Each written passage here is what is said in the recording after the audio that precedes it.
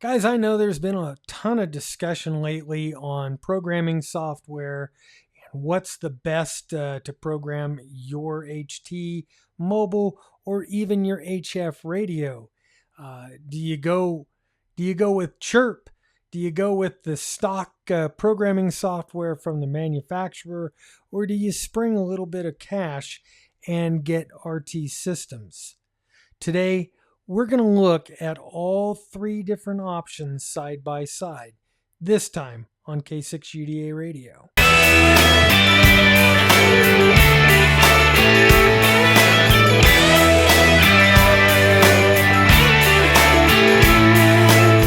Guys, for as many different ham radios as there is on the market, there is just as many options to program those radios out there on the market. Today, I'm going to look at two or three. Actually, we're going to look at three different options to program your HT, mobile, or even your HF rigs. Now, lots of you guys use things like RTSystems software, CHIRP software, the factory software from Yaesu, Kenwood, ICOM to program your radios. And whatever way you decide to do it, I guess that's cool, but there's a lot of guys that are asking, hey, is one much better than the other? So today we're going to look at three different kinds of software, and I'm using my Yaesu FT5 as my shining example here. But before we get busy with that, I would like to ask you guys to take just a moment and tick that subscribe button if you haven't already done that. Hit the like button if you already haven't done that.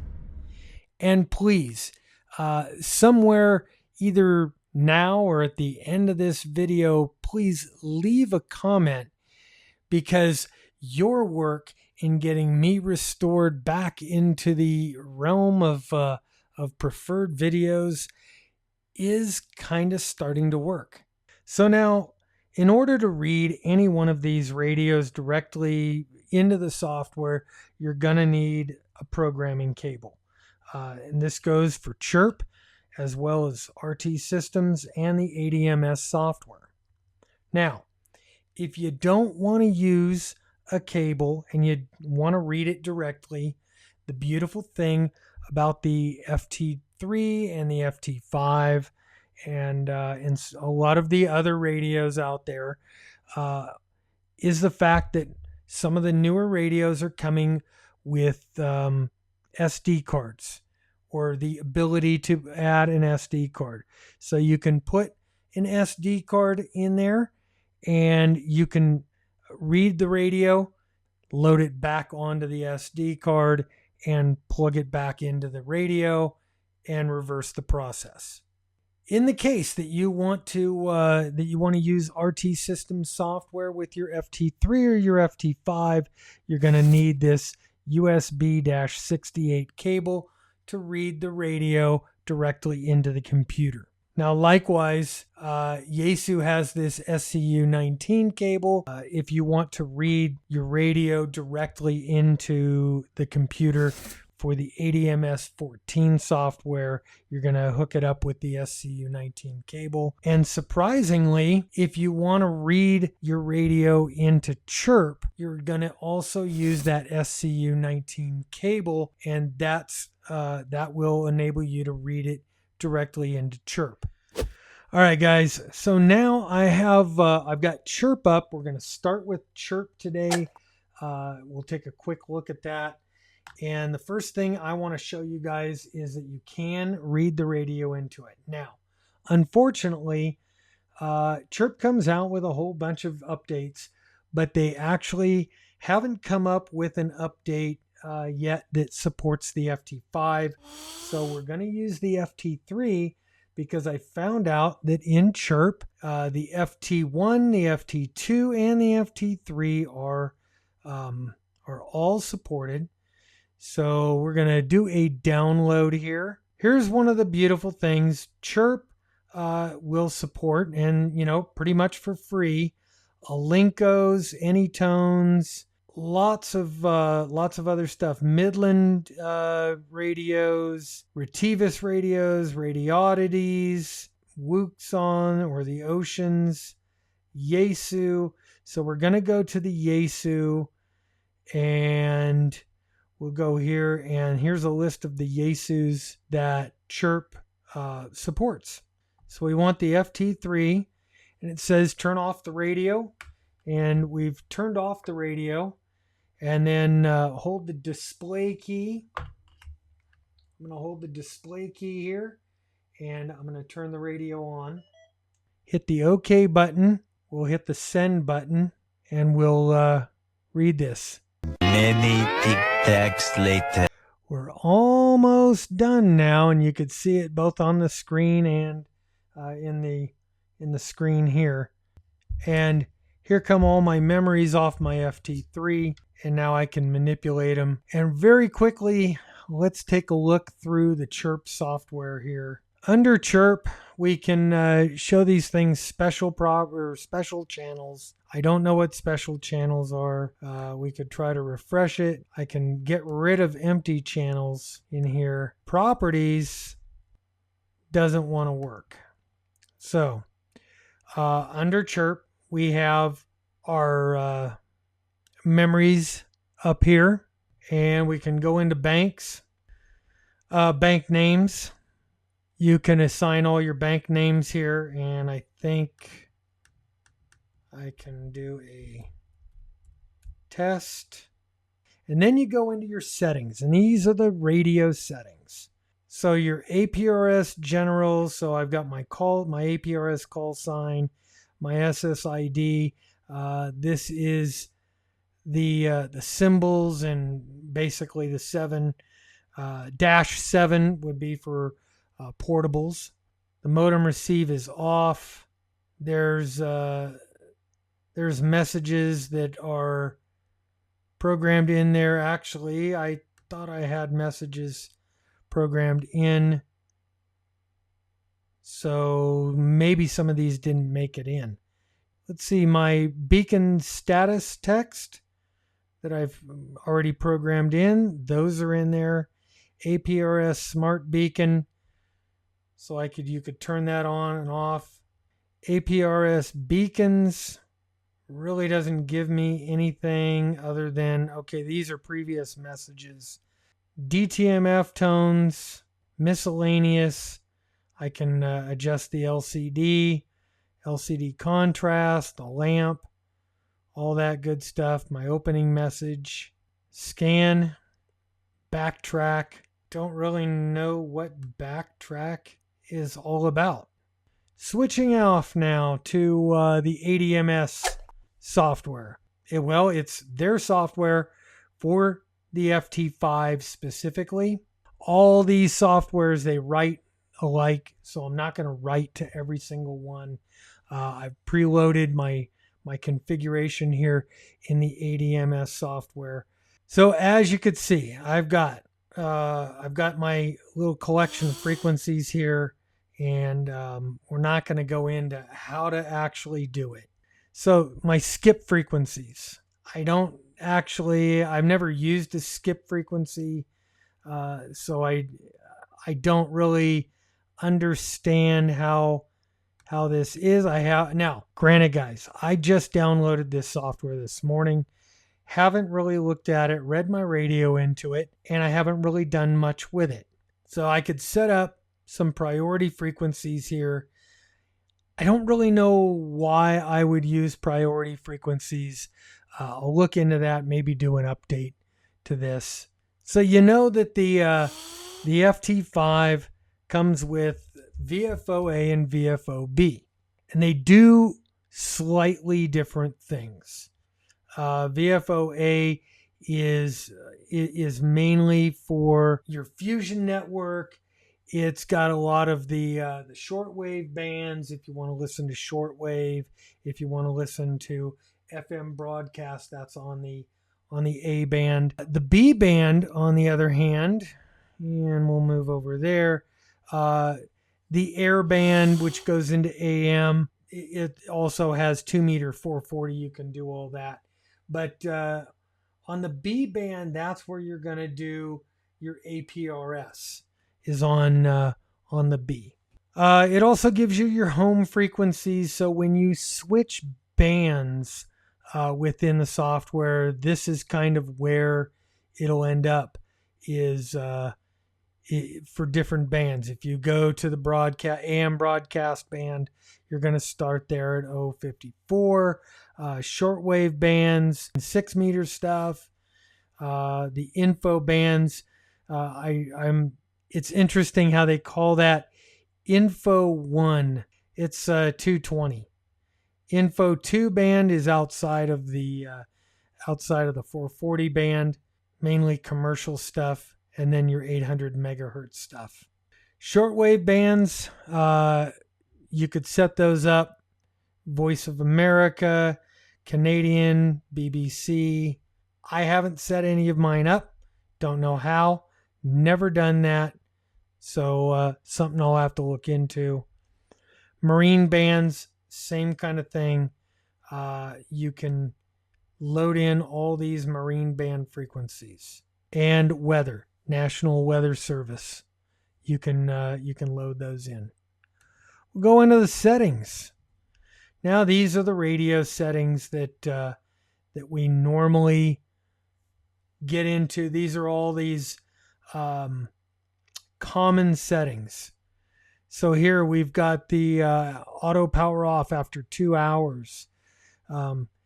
This is a little bit set up nicer than CHIRP. Everything is in categories. I like this. It looks good. Now here's something that I noticed. Right up here at the top, they're common. The common section. These are the general settings. I can't read that.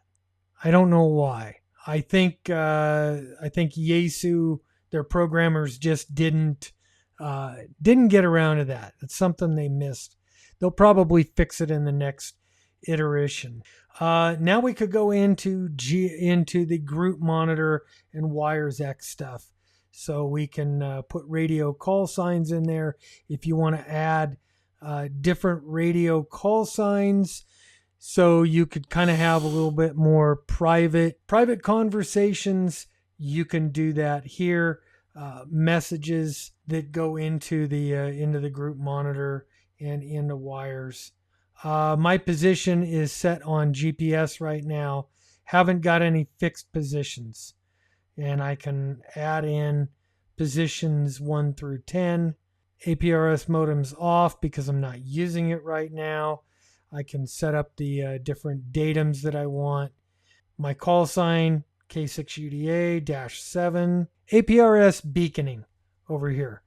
I do have some beacon status messages set up there, and it's got all of the APRS settings that you need to work with are all set up in here. Yep, these are the bank names.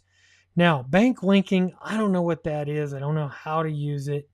But I've got some bank names that I've entered in here. There's a whole bunch more that I can use. Local fusion. Here's groups. And that is for the PMG function over there. Now you'll notice none of this stuff was set up inside of CHIRP. So going back over to CHIRP, remember you didn't have any of these functions. So next up, we're going to look at the big dog here, I call it. This is RTSystems. Again, RTSystems, this is paid software, but really what you're getting here is really super well laid out, well thought out software. Everything is done. It only costs $25. So if it's something that means a lot to you, if your radio programming is important to you, why not pay a little bit of money and get something that somebody or that a group of programmers has gotten together and really done this well. First of all, you've got all your memories and your group channel monitors, your activity monitors are all on that front page. So you've got your CAM activity, so you can add in all of your frequencies, your skip memories, and I don't have any. Limit memories, the same thing. I don't have that. I haven't used it.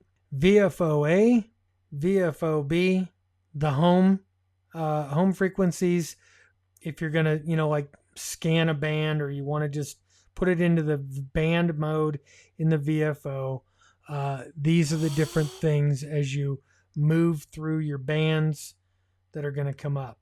Your marine frequencies are all here. Your shortwave frequencies are here. Your weather frequencies are all here.